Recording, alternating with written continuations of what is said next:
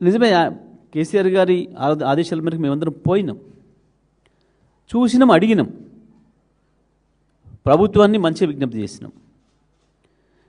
కానీ 4 మంత్రులు స్పందించినరు. ఏ ఒక్కరన్నా కనీస జ్ఞానంతో, కనీసం సోయితోని తెలంగాణ బిడ్డలమన్న సోయి కూడా లేకుండా మాట్లాడారు. గవే సొల్లు పురాణం, గదే బూతు పురాణం.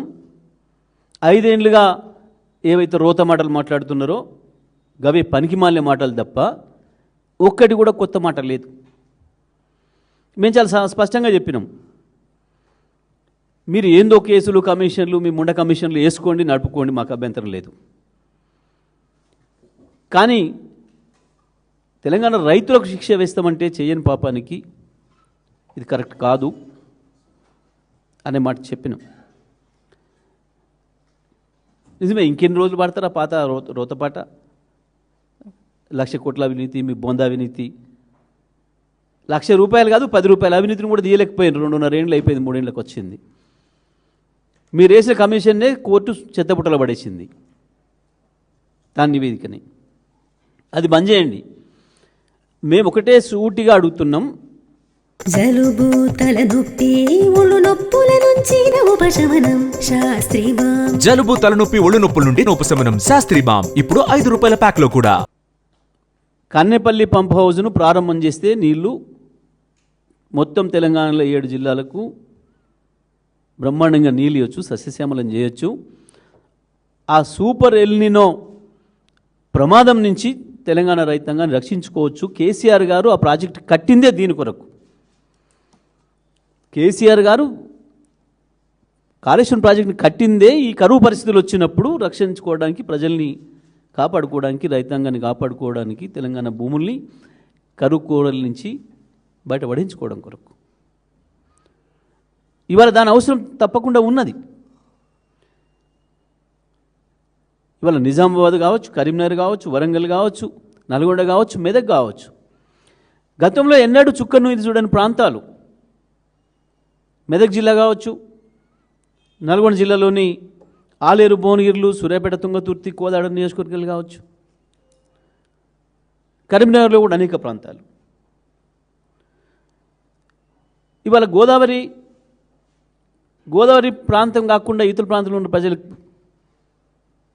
తెలియదు వాస్తవానికి. గోదావరి పైనుంచి ఏదైతే వస్తుందో, కర్ణాటక నుంచి వచ్చేదైతే ఉందో ఆ ప్రాంతానికి నీళ్ళు సహజంగా ఆలస్యంగా వస్తాయి. ఎస్ఆర్ఎస్పీకి నీళ్ళు రావడానికి ఆలస్యం అవుతుంది ఎప్పుడైనా సరే. ఈసారి అసలు వచ్చే అవకాశం లేదు అని చెప్తున్నారు.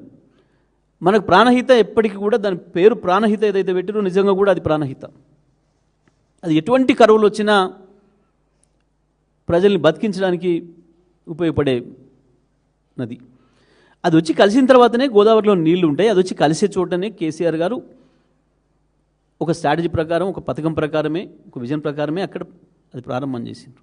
మేము మళ్ళీ చెప్తున్నాం, వెంటనే కన్నెపల్లి పంప్ హౌస్ ప్రారంభం చెయ్యండి. వచ్చే వర్షాభావ పరిస్థితులు ఏదైతుందో, కరువు పరిస్థితులు ఏదైతుందో దాని నుంచి తెలంగాణ ప్రజలను రక్షించండి. లేదు అనంటే, నువ్వు చెప్తుంది, ఉత్తమం చెప్తుంది నిజమైతే, ఏదో ప్రాజెక్టు ఏదో కొట్టుకపోతుంది, ఏదో అవుతుంది అని, దానికి మేము బాధ్యత వహిస్తాం. బీఆర్ఎస్ పార్టీ బాధ్యత తీసుకుంటుంది. ప్రభుత్వానికి ఏం రాసేయాలనో రాసిస్తాడు కేసీఆర్, మీకు అండర్టేకింగ్ రాసిస్తాడు. ఏ చిన్న బ్యారేజ్కి ప్రమాదం జరిగినా ఇవాళ పంపులు ఆన్ చేస్తే దానికి బీఆర్ఎస్ పార్టీ కట్టుబడి ఉంటుంది. కేసీఆర్ బాధ్యుడు అవుతాడు, కేటీఆర్ బాధ్యుడు అవుతాడు. మేము బీఆర్ఎస్ పార్టీని రద్దు చేసుకుంటాం ఏదైనా ప్రమాదం జరిగితే. శాశ్వతంగా రాజకీయాల నుంచి తప్పుకుంటాం.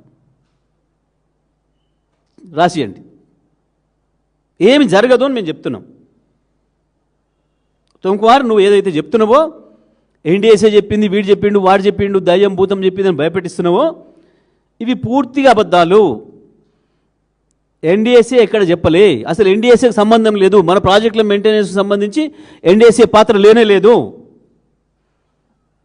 అన్నిటి మీద కనుక ఎన్డీఎస్ఏకి పాత్ర ఉంటే ఈ పాటికి మిమ్మల్ని జైల్లో పెట్టాలి. ఆ 8 మందిని చంపి ఎస్ఎల్బీసీలో ఇప్పటికి కూడా శివాల్ని బయటికి తెలియందుకు మిమ్మల్ని జైలు పంపాలి. ఈ పాటికి రేవంత్ రెడ్డిని, ఉత్తమ్ కుమార్ రెడ్డిని.